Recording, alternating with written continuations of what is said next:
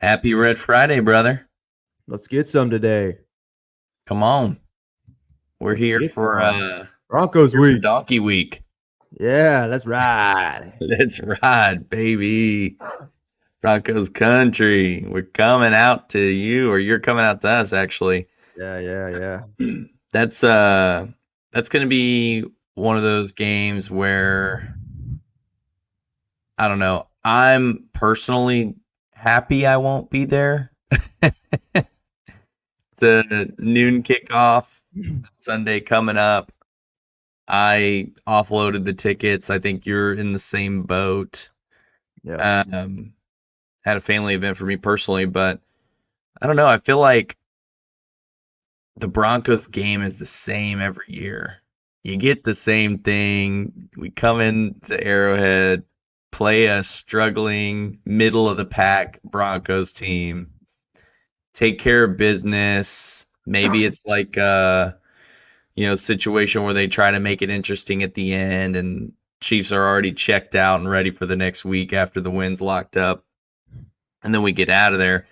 Coupled in the fact that this is one of two noon kickoffs that the Chiefs will have all year long, I'm glad I'll get to sleep in on Yeah. Sunday.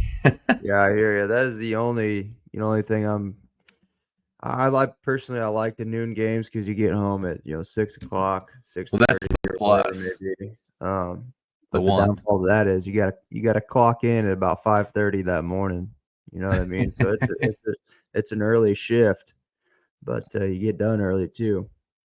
But yeah, I mean, kind of along the lines of what you're talking about there, middle of the pack Broncos team comes in, divisional game, and it kind of turns out the same way every single time.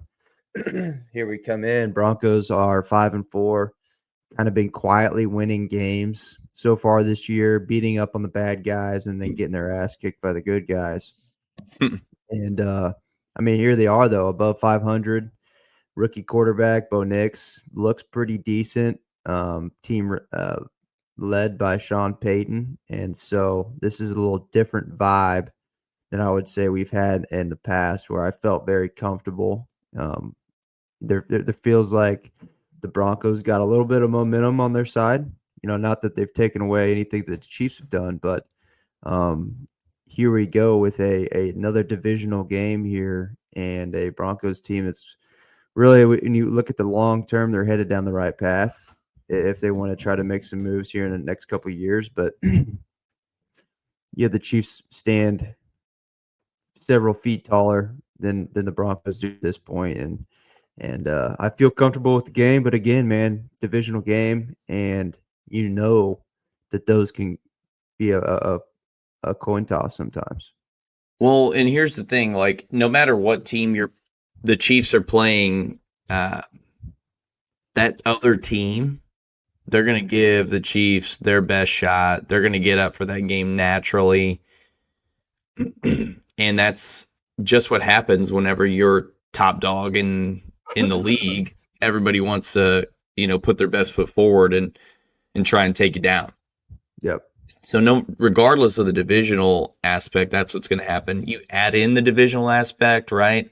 A Broncos team that has just been tormented by Kansas City over the last, basically, you can call it the last decade now. At this point, Broncos are about 9 years removed from that last Super Bowl win. And, that's something where a lot of the players on this team have experienced several losses against this team. Last year, they collected their first win. I think that was a big monkey off the back for them. But Yeah. with Kansas City, knowing that that streak was snapped, I think that's going to allow them to get up for this game a little bit too, bringing that fire into the divisional matchup with the Broncos. And there's a lot to look at here. I think the Broncos, while the rookie quarterback Bo Nix has played well, you can shoulder a lot of their success on the play of their defense. I mean, they have one of the best, if not, you know, I'd say top three cornerback in the league in Patrick Surtain. Their defensive line has been a fantastic rotation and force a lot of pressure. And really, at the time they beat the Buccaneers, that was a marquee win. Because if Yeah. memory serves me, they were undefeated at that time. So it's not like these guys have just rolled over in their games by any means. Now they've had some some blowouts in there for sure.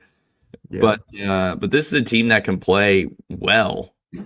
If their defense is clicking. Yeah, I agree.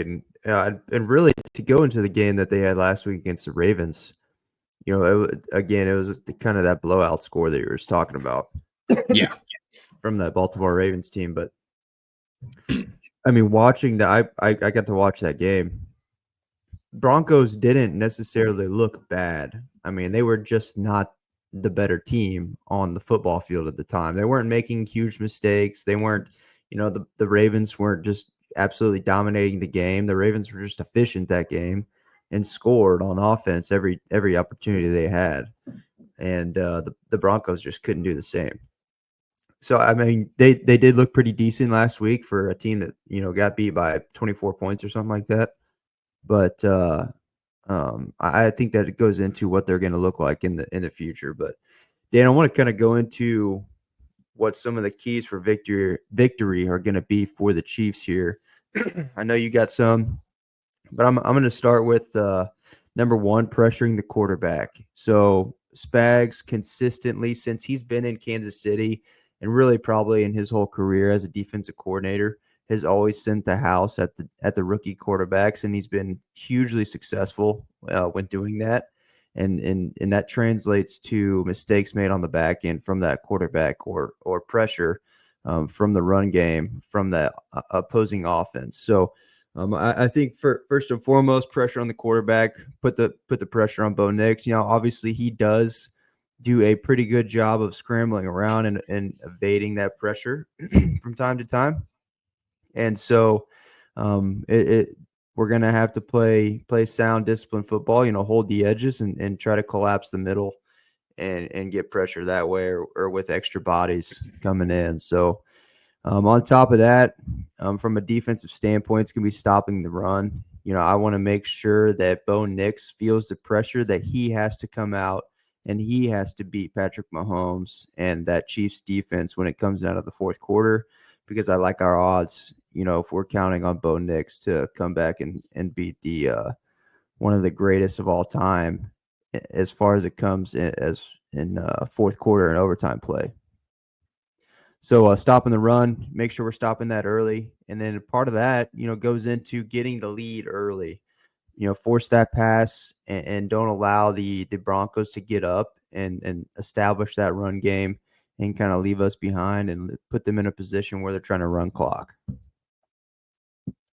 Yeah, I mean those are all, I think, key points from a game standpoint that we need to focus on too. And where I think the Chiefs can really make the biggest impact is that second one you mentioned, right? Stopping the run. Javonte Williams has not had a bad season by any stretch. Not as efficient as he would probably want to be as the Broncos running back, but the Chiefs are in a unique position where their front seven has just been dynamite against the run game. No one is having much success against this team. I think Rashad White maybe has the highest average per carry that I've seen, and they only gave him the ball 3 times last last game for the Buccaneers. So I think where the Chiefs really, the no-brainer for me out of what you said is stop the run, where I think they can really execute that well. Now the pressure is going to come with that too, but I think furthermore it's like completing the pressure. And we see a lot of times when, not to pick on him, but like George Karlaftis will get back there, force some pressure, and the QB will evade him a little bit here and there and still get that throw off. And it's more about completing it. And Bo Nix is very athletic.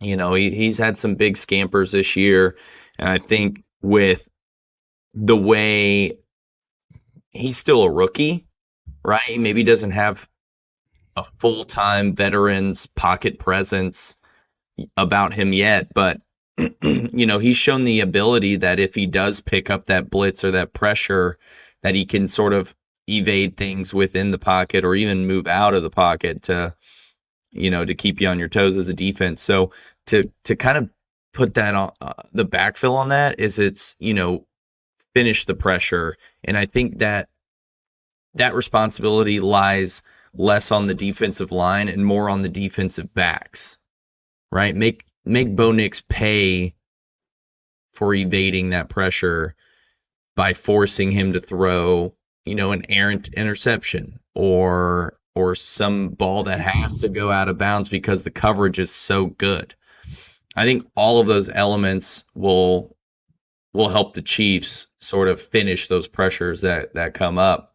Yeah. I think on the offensive side of the ball, something that the Chiefs should focus on is the return of some of their weapons starting this week.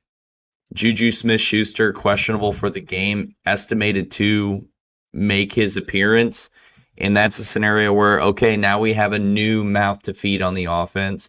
How are we going to balance that? Because it felt like to me, DeAndre Hopkins was picking up some of the routes and packages that Juju maybe would have been a part of.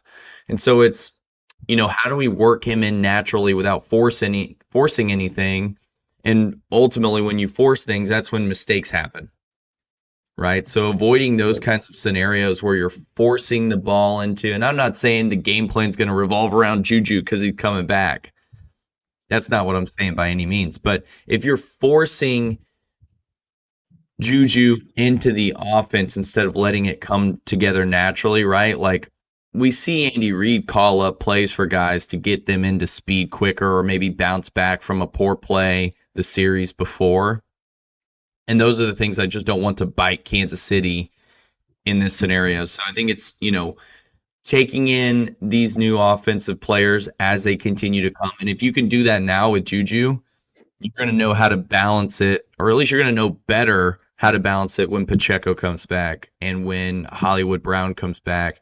And now all of a sudden you have a fully staffed offense that you've slowly added complements to your game that you have to get these guys where they need to be without forcing them into the game plan. So Yeah, that's well if they're said. going to win, I think that's a big piece. Yeah, that's a big deal, and kind of goes into the success of the season for the Chiefs, right? Yeah. Because as we go throughout the season, we're going to continue to have these guys that have been injured kind of trickle back into the offense. Pacheco, here he comes in 3 or 4 weeks, and then maybe Hollywood Brown 3 or 4 weeks after that, and so it's going to be important to get the guys that come in, week to week who are dealing with the minor stuff. But thinking long term, you got those guys coming in with the long term injuries that are going to trickle back into the offense or defense, and have to integrate as well. So that's well said there. Something we haven't talked about a lot, Dan, this season is special teams. I feel like it's been kind of quiet, or just been just successful enough or just good enough to where we don't really need to tap into anything. And there, obviously Bucker's been lights out, and the punting game has been lights out when needed to be. And there's no real argument. The only argument I might have is a rule change on the kickoff because it's still boring. Yeah, it is pretty damn boring.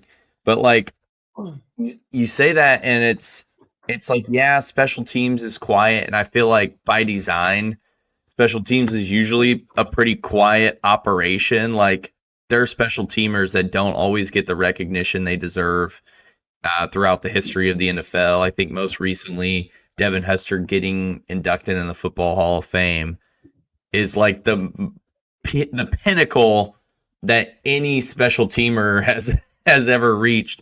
And there's a lot of talk about like Matthew Slater, Dante Hall, Josh Cribbs, and then it really just falls off after you start talking about those guys. And that's just by design. But what I've noticed too is like Butker, you said, being sort of lights out. But special teams for what they've done in Kansas City or in the NFL with the rule change, like that's impacted the kickoff. But on the punting side of the ball for Kansas City, they just haven't gotten under the ball to catch it, to make any noise. Like Yeah, there's that's a been good one point. there's been one punt return McCole Hardman has taken, and he did so, maybe one or two. I don't want to just limit him to just one. Yeah, last week he had one. So like one or two where he's been able to sort of flip the script on it, but it seems like the Chiefs are battling PTSD with their punt returners, where these guys are just dropping the damn ball when they're going under to catch it, and Or the not guys even that were attempting dropping to. the ball, Sky Moore, Kadarius Toney, and now McCole Hardman had a couple there as well. They're not even in a position to catch punts. But at the same time, it's like fundamental things you do on special teams. You don't catch the ball inside the 10. You catch the ball if you're outside of it. Wait for the fair catch. And, if they bump, you take the penalty. Like all of those Yeah, things are ruled out when you just decide not to touch the ball at all. there's I been think they're several. avoiding mistakes. There's been several that they're just like letting go from the 20 or 30-yard line, like not attempting to go catch the ball, and there's nobody near them. And I feel like, man, there's been at least one every game, because that's always a comment in our group text. Why are you not catching the football? Catch the Because damn ball. it just irritates the shit out of me. But Strato's all over that shit. He hates that. Former punt return man himself. But He's yeah, got a no, few bones to pick with the current state of affairs on the special teams side of that's things. right. That's right. He needs to go up there to One Arrowhead Drive and make some changes. But yeah, I'm no, gonna that's a write a good point. letter to Dave. I, I hadn't thought about that, even though we've talked about that several times. But Dan, as we wrap up here, right before we wrap up, let's talk the remaining schedule for the Chiefs. Not to look past the Broncos and what the challenge that we have this weekend, but here we are about halfway into the season, and let's take a peek behind the curtain and see what we're looking at. Yeah, and I think it's good time to do this too because what we saw in the Thursday night football game, Cincinnati, excuse me, Cincinnati all but eliminated at this point. I think their playoff chances were like 24% going in. I haven't looked, but it has to have dropped significantly knowing that the Ravens own the primary tiebreaker over them, having beat them twice. Yeah. AFC loss. I mean, those are all things that are worth looking into for the Chiefs. And it's funny we're talking about trap games, and here we are looking ahead on the schedule to see what's next. And I know I've talked about it before, but in my opinion, the last three meaningful games on this Chiefs schedule happen November 17th against the Bills, December 21st against the Texans, and Christmas Day in Pittsburgh. Yep. Big games. In the rest of the schedule, it really feels like an opportunity for the Chiefs to pick up AFC wins and continue their campaign for the number one seed. One more NFC showdown left against the Panthers. I, I, I don't know. Carrington was talking about something here where it's like he doesn't feel like the Chiefs qualify for the trap game discussions. And personally, I think that's the exact mentality that draws you into a trap game. Yeah, absolutely. It's like, I don't think, I think we're better than this team is the mentality usually. The next week we play a team that plays to our level. I'm not going to give it 100% this week to save it for that team next week. Like that's at its core what a trap game is. Yeah. I mean, how many So times have we done that against like Indianapolis or yeah, you insert team that is Indy has the 1-7. Chiefs number. Yeah. Yeah. They're the that's the perfect example for a trap game. It's Yeah. like you hit the nail. No, I think that it happens all the time, and you're at home here with the Broncos, and I think the last time the Chiefs lost, they fell into a trap game scenario.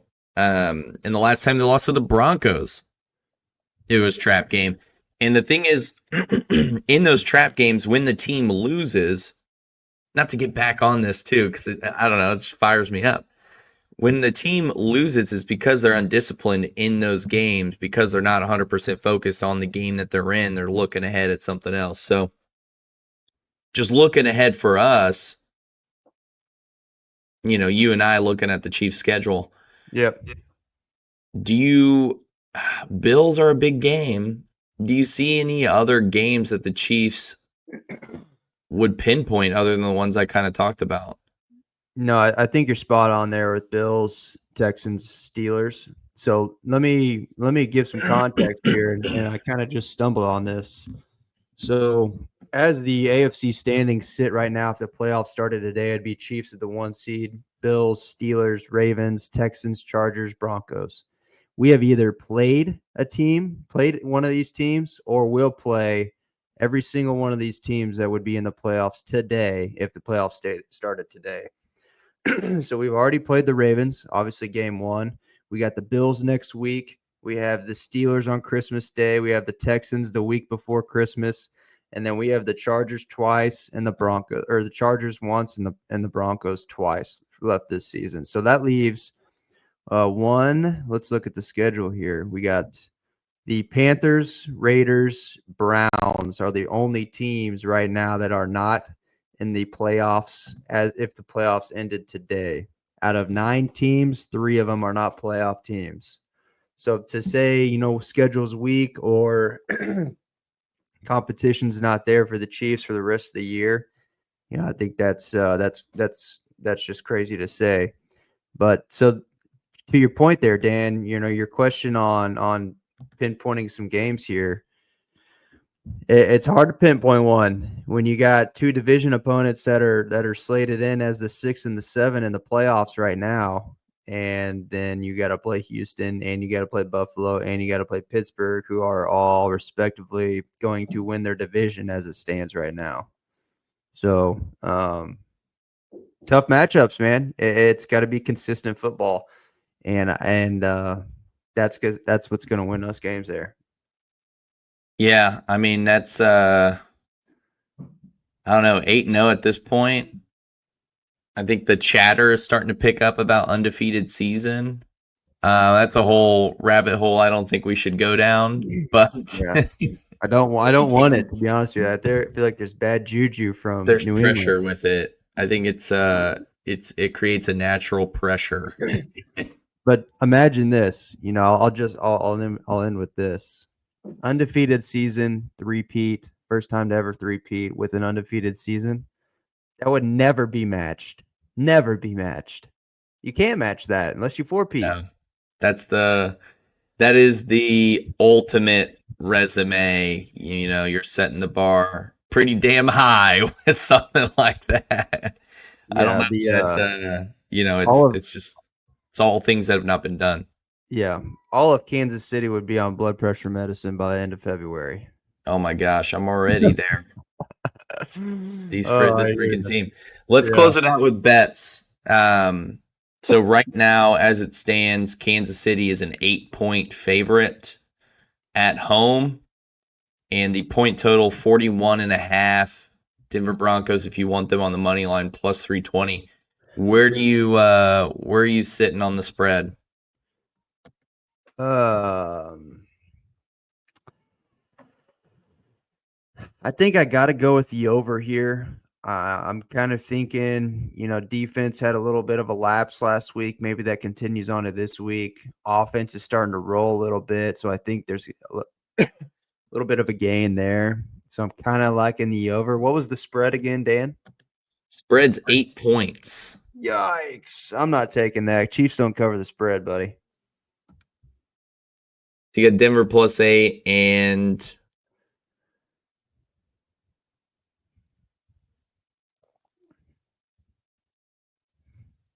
gotcha. So I'm gonna go This is hard, man. I think the Chiefs are going to cover. Okay. I think this is going to be a scenario where, I mean, Kansas City, they just covered against Tampa, right? No, it was like 9.5. That was a 9.5. Man. Yeah. Didn't even have a chance at overtime. All right, I'll be quick. I'm going to put my faith in the Chiefs to cover this thing. I think it's going to be a 2-possession victory, 10 points, let's call it. If that's the case, the Chiefs beat the Broncos 26-13 in the under hits. Okay. Okay. The under hits too? Yeah, In a that's where double digit difference? that's where I'm at. Yeesh. 26-13 Chiefs. A lot of field goals to get there. Yeah. All right. All right. That's a wrap, baby. Let's go ahead and put a bow on this thing. Thanks for following along with us this season. We're halfway there at this point. So we're gonna keep chugging along as we get into the playoffs. That always feels like a guarantee playoffs, and hopefully we get a deep run out of the Chiefs this year too. So Yep. at the fastest underscore 40 on X and IG. You can check out Trey and I. We both have a page on X and IG as well, putting out some fun stuff there.